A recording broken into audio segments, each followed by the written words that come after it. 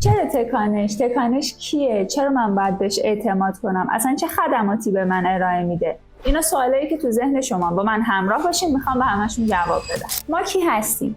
آکادمی تکانش یکی از زیرمجموعه‌های هلدینگ بشراست که در حوزه شتابدهی کسب و کارها و افراد در حوزه کسب درآمد دلاری فعالیت میکنه. چرا باید به تکانش اعتماد کنیم؟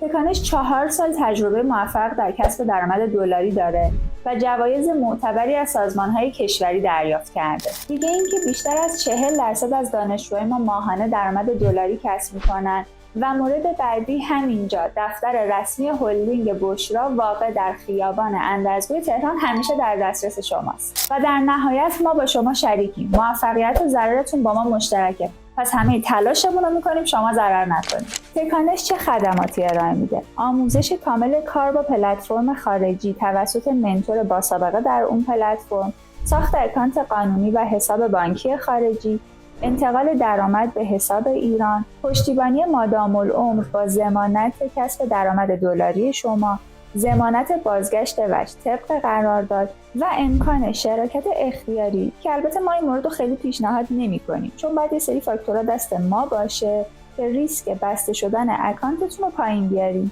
پس قدم اول رو بردار، مهارتت رو قوی کن، بقیه مسیرم بسپر به ما. سایت تکانش رو ببین، همین امروز شروع کن.